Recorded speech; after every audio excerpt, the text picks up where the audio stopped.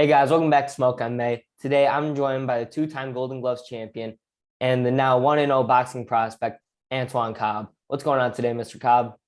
How you doing? I'm good. How about you? I'm doing good, thank you. So your last fight was on the Jermell Herring versus Stevenson undercard. What was it like scoring a knockout that many people believe to be the knockout of the year in your pro debut? It felt good. I worked so hard for it. I had a training camp where I was with Terence, Crawford, and Shakur Stevenson, where Shakur Stevenson fought June 12th. I was in that training camp, but my fight got canceled. My opponent had pulled out. So, like, right after that, I went to this training camp where we fought October 23rd. So, it was like I had two elite training camps with good training, good sparring, and everything. So, I was just, like, fully prepared to perform. So you're stablemates with Chris Stevenson, and it was in preparation to fight on his undercard. Were you guys like in camp a lot together, both training for your fights? Yeah, that was like two training camps we did. Like the first training camp was like 8 weeks where he fought June 12th in Vegas. And then right after that, we did another training camp where he fought October 23rd. So another 8-week camp. So it was two training camps back to back where we was together training, competing together every day. Mm-hmm. So great. Yeah. So what was it like being on the undercard of one of your stablemates, and do you plan on doing that a lot throughout your career on being on cards with Shakur Stevenson or other stablemates of yours? Oh yeah, it was great. Cause since it was my debut, I was like one of the first fights. I was the second fighter of the night. So and then I was it was like three of us who trained together who was on that card. So just by like coming out, setting the tone, like I got that knockout like that, and I came back to the locker room, and they was like, "Man, that's how you set the tone, man. We finna have a good night." So it was just like, it was just a good feeling, a good performance to put on with my teammates, and just let them know that I did what I had to do for my debut. Gotcha. And I do plan on being on a lot of Shakur Stevenson undercards as well. Gotcha. So what was it like fighting in such a big arena as your first fight? It really didn't get to me. It was like a lot of times, like sports I played as a kid. A lot of people told me like I rise to the occasion and things like that. So when I got to it didn't feel like any different from a regular fight. Like even though it was only 58 seconds though. So I don't know. Like I wanted to experience like coming back to the corner, sitting on the stool, like in between rounds, but I didn't even get to experience it. But for the most part, it was pretty cool. The only thing, like when we came out the tunnel and the little flashing lights was on, once you get past that, like, all right, yeah, you're on TV now. Like the light hits you, the cameraman in front of you. But other than it wasn't really even that. It was just like, oh, okay, this is the real thing. So I was ready. So once you got in the ring, because you said once you finished that ring walk, you're just focusing on, or you said that it doesn't hit you as much. So like once you get in the ring, is it more like you're just focused straight on your opponent with nothing else really mattering?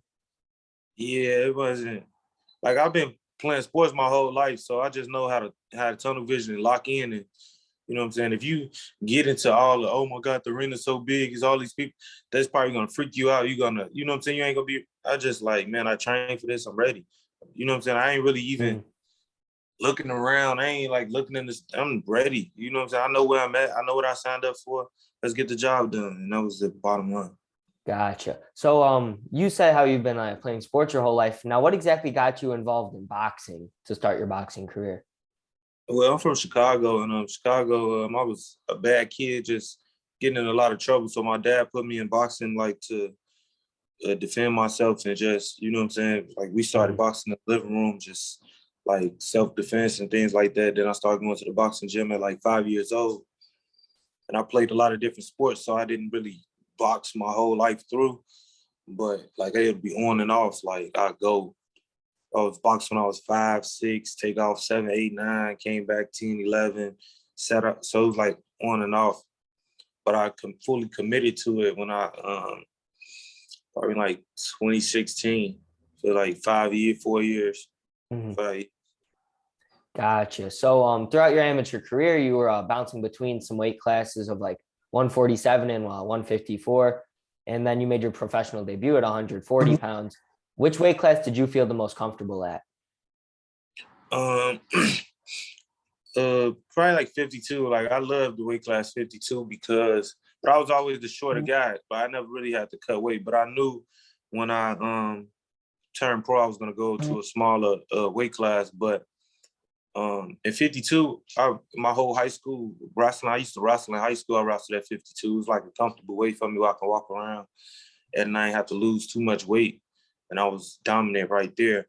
So when they had a 52 for boxing, I'm like, oh yeah, that's my weight class right there. So I just stayed right there. It was always common for me right there. But when I turned pro, I knew I was gonna lose more weight because I can rehydrate the next day or whatever. But yeah, I couldn't make those little weight classes in the same, because in the amateurs, you make 140 in the amateurs, then you got to fight the same day. So that was going to be a big weight cut. I was going to be weak and then whatever.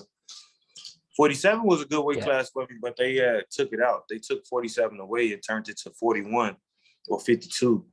So I couldn't make that 41 in the amateurs. So I just went up to 52. Gotcha. So what weight class do you feel you're going to continue your professional career at? At 40. Gotcha. 140. I'm going to start right there. All right. And then, so what was it like? Because you were saying how you did a bunch of other sports and then you competed in the amateur ranks and then you were from Chicago. What was it like working from being where doing all these other sports to then winning the Golden Gloves to then winning or then turning pro and winning in your pro debut? Like, what was the journey like to get to your pro debut? It was tough, man. It was a lot of work that went unnoticed. Like a lot of things I did as far as trying to get ready for things or just trying to be a real, like coming from Chicago, we're not really a boxing city. We don't really got a lot of boxers known for coming out of Chicago like that. So just saying I want to be a professional boxer and fight on TV, my debut, that was like one in a million type of dream, you know what I'm saying? So Yeah. I just knew what I wanted and I just worked hard every day, got up and I just worked super hard. Just going to my first Golden Glove from college. When I got kicked out of college, I came back and I told myself I was going to go to college for 4 years, so I'm going to box for 4 years, just like I would have did in college. Yeah. And I did that. So it was a tough journey, but it all paid out. Gotcha. So what was it like working with Top Rank for your professional debut? And do you plan on working with Top Rank for more into your career? Oh, Top Rank was dope. Top Rank, because like being a boxer, you know what I'm saying, an amateur boxer, always we watch Top Rank. Like that's like the go-to. Like Friday night, Saturday night is always a fight on Top Rank. It's like you see the upcoming fighters, you see the people who sign the title bouts and everything. So just by being on that stage, it was like, dang, I made it. Like it hit me like when I was in the locker room, like I'm here, I'm for real. I see the Top Rank cameras, the Top Rank men. I see Bob, Aaron. It was just like, it was dope. It was dope. It was a real experience and everything. They treated me good. I plan on I like Top Rank. Yeah, I wouldn't mind doing something with Top Rank. Now, with it being your professional debut and working with Top Rank, what was like the feelings behind it and how did they like treat you coming on to their team for your first fight? Say that again. Like how were you treated? Like did they treat you the same as like someone who had like 50 fights where they just gave you the contract, or did you feel like they treated you special or because they wanted to make your pro debut something to remember? Nah, it was pretty regular. It was pretty regular, but I was so focused on, you know what I'm saying? I just let my coach and my team deal with everything. I was just so focused on, you know what I'm saying, getting the job done. I just knew what I came to do. And I was just like, my debut was like my first stage. I'm like, man, I ain't getting into all of that. I just want to let everybody know that I belong here. I'm not just like no person that just accidentally made it to Top Rank. I want to have a powerful performance and make people like, who is that kid? Just like I did, you know what I mean? Like, that's exactly what I want to do. So that's pretty much what I was focused on. I wasn't, but as far as I'm concerned, yeah, it was pretty regular. I ain't getting no special treatment or anything like that.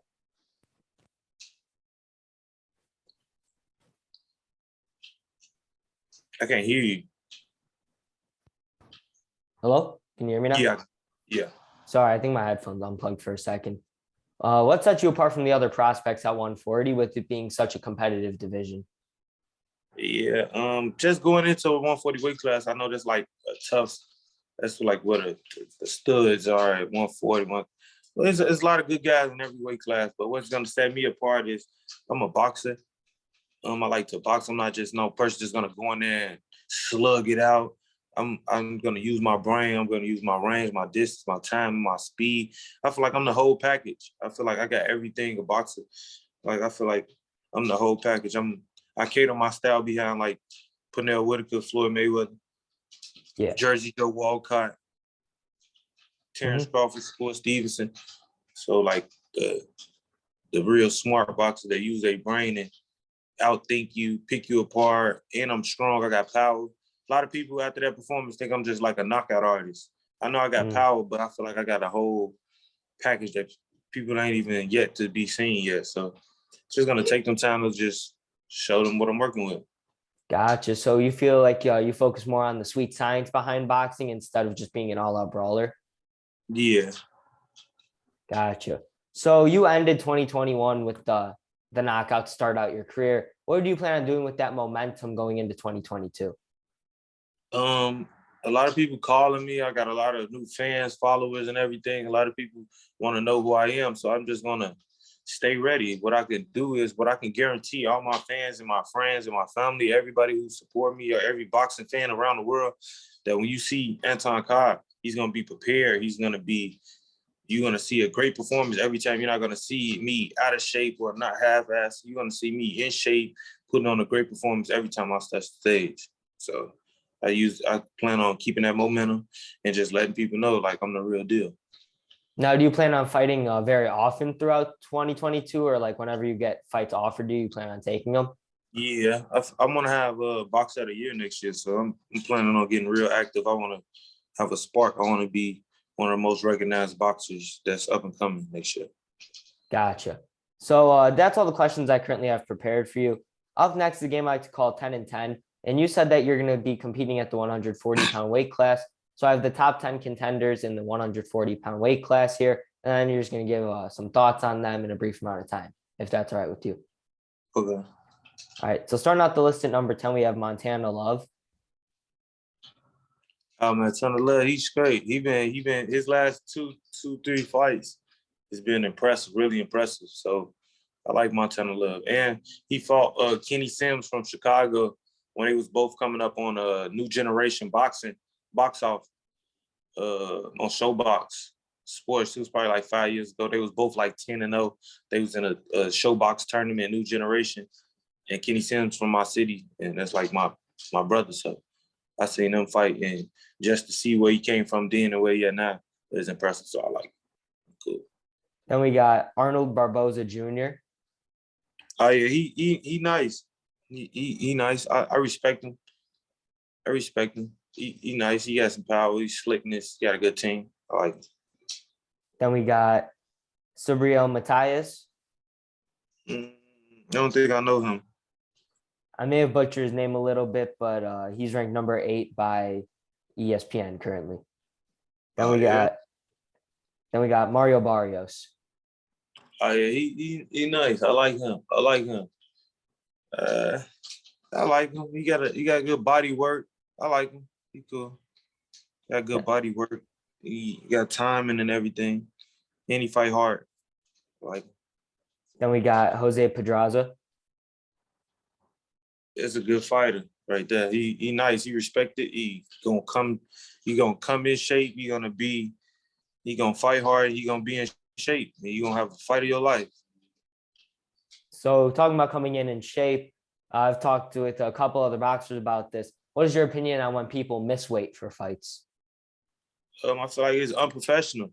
You know what you signed up for. We be in training camps for 8 to 12 weeks. Like I feel like it's not just on the fighter though. I feel like it's on the team. You know what I'm saying? Your whole team. Like what are y'all doing? You know what I'm saying? Like that's a part of being professional. Like I work so hard to make weight. You know what I'm saying? Dieting, eating the right things, taking my vitamins, making sure my body is right. So I feel like that's just part of being a professional. You know what I mean? Yeah. Then we got Victor Postal. Who? Victor Postal. Oh yeah. I think I think he just lost, didn't he? Yeah, his last fight was against Jose Ramirez, where he lost via majority decision. Yeah. I think he just got outclassed. He a hard fighter, but I think that skill was too much. Those angles he was using, yeah, I think it was just too much for him. Then we got Jose Zepeda. Zepeda with the knockout. I feel like he's a good fighter. He older. Zepeda, I think Zepeda, what, 38, 34? I want to say he's up in the mid to late 30s. Yeah, Zepeda's older. He an older cat. The young buck called him out. I feel like that was a real vet move. Got him out of there in the first round. That was tough. Dude was an up-and-coming dude from New York trying to take the shine from Zepeda. Zepeda, ooh, that was tough. That was nice. Then we got Regis Prograis. Regis tough. He tough. He's a southpaw fighter. What do you rank, number 3 or number 2? Number 3.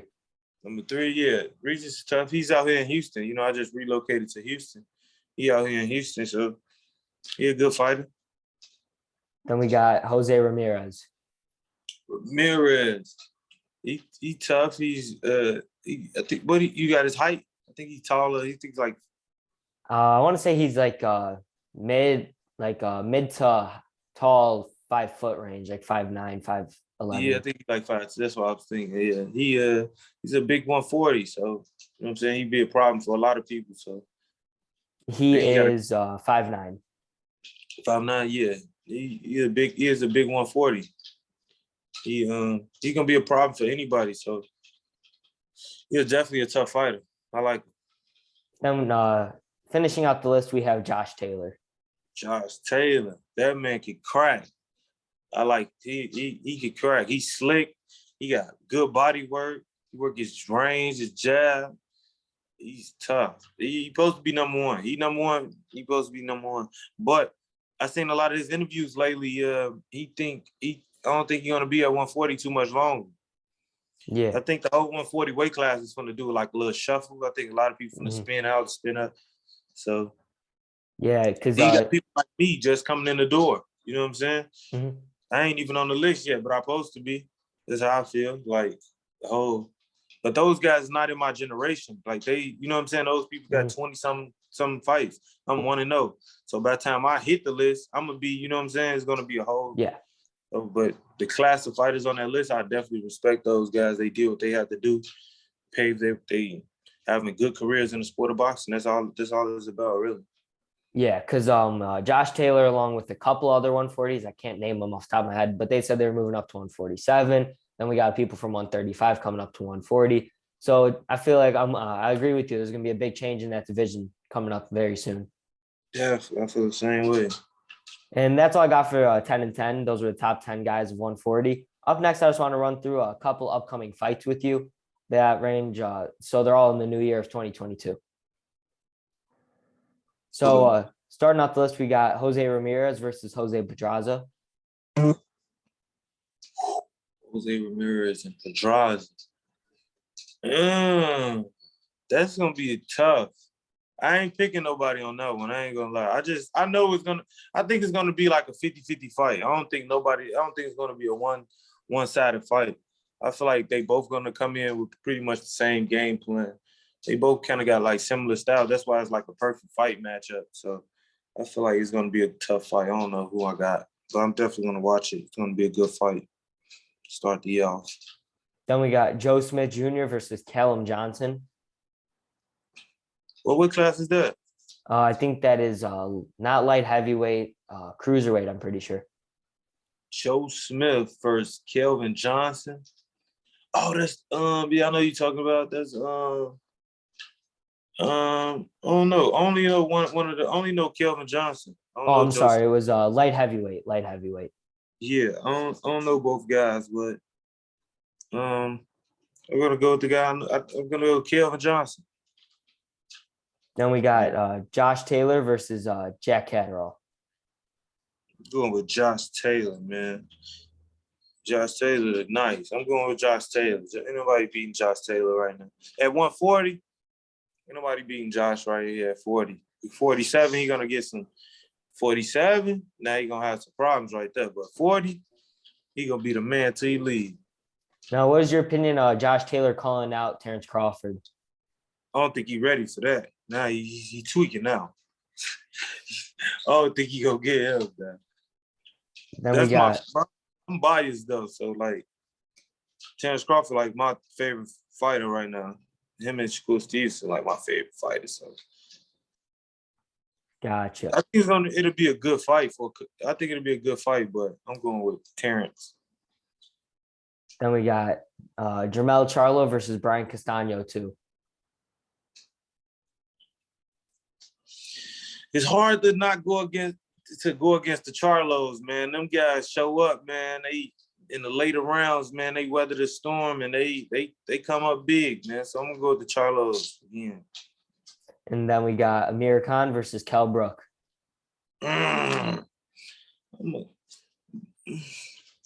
No, Amir Khan got a glass chin, man. So what we gonna do? What we gonna do with Amir Khan? Kell Brook ain't really got no power. Boxing for boxing, Kell Brook can box. Amir Khan can box. I'm gonna go with the younger man. I'm gonna go with Amir Khan. This is his first fight back. You know what I'm saying? He in shape. I've been seeing him like behind the scenes. He been working. So I'm gonna go with Amir Khan. Then we got Keith Thurman versus Mario Barrios. That's a good fight. Keith Thurman, Mario Barrios.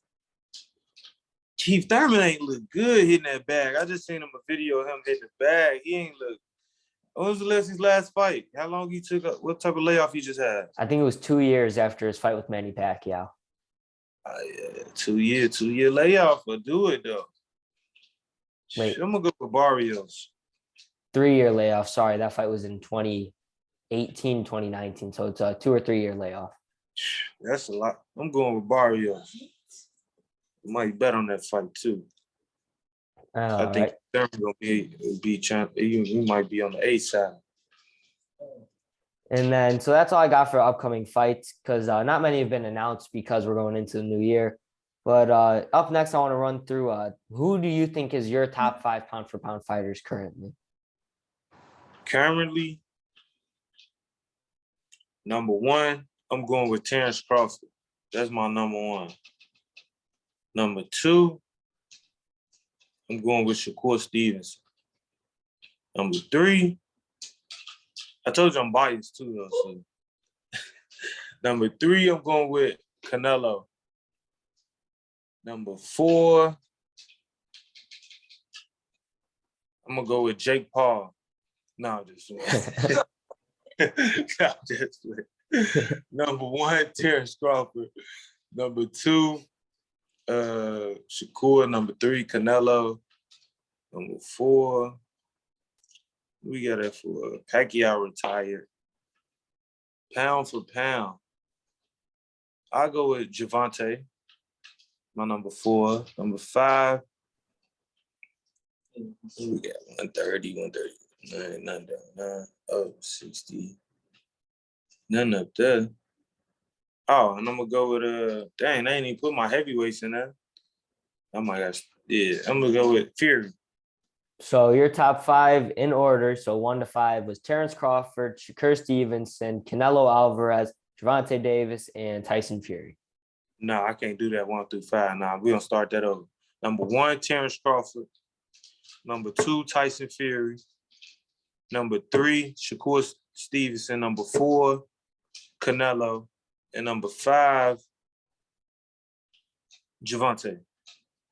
It's a pretty solid list with a very good set of talent. Now, what do you think of Javante Davis moving in between from 130 to 140? What weight do you think he looked the best at? I say 130. I don't know if he's gonna be able to hang up the 40s and all of that. He fighting. He ain't really chasing no belts. He just chasing the bag. So he chasing like the money or whatever. So that's cool too. But I don't know if he's gonna be able to stick up there. Like that guy's short, man. I seen him. That man like 5'3". So like if he fight a Josh Taylor, you know what I mean? Josh Taylor 5'10". coming down from 160, 170. I don't know if he's gonna be able to hang right there. Gotcha. And then that 130, 135, and 140, they're all very competitive divisions. You said that he should stick in 130. His last fight was at 135. What did you make of his performance against Isaac Cruz? He hurt his hand, so everybody seen he hurt his hand. He did what he had to do to get out of that. He ain't look. It wasn't his best performance, but I'm a boxer, so I know every performance not gonna be as pleasing to the fans or everybody. You know what I'm saying? Some performances we like, man, I wish I would have did better. Like, so I just feel like those is one of the performances he wish he could have got back. He hurt his hand. He tried to do what he could do to survive. He was all right. He looked all right for all of that to put in. He was all right. All right, so that's all I got prepared. I got one last question for you, and that is, what is your fantasy matchup in boxing, either to watch or a future opponent of yours to fight? To fight.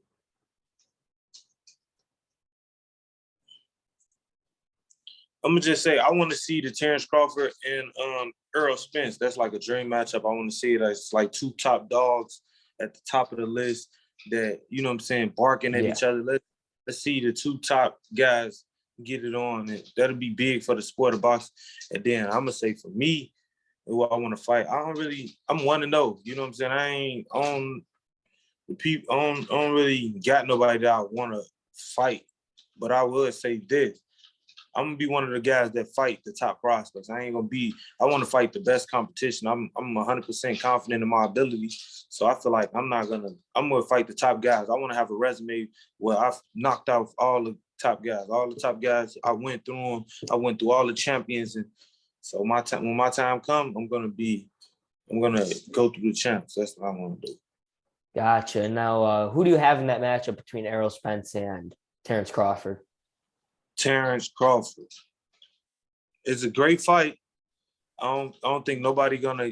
I think it might be a knockdown or two.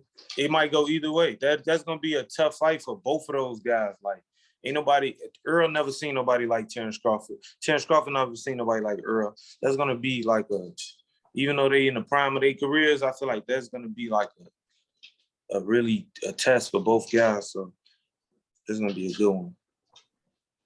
All right. Thank you for joining me today, Mr. Antoine Cobb. Is there anything you want to say to the people watching? Add me on Instagram _veryownjab, Facebook, Anton No Questions. When you see me, you're just gonna know I'm in shape. I'm 100% ready, and I'm gonna put on a great performance. Anton No Questions. All your social media links will be in the bio of this video. So thank you again for joining me. And that was the interview.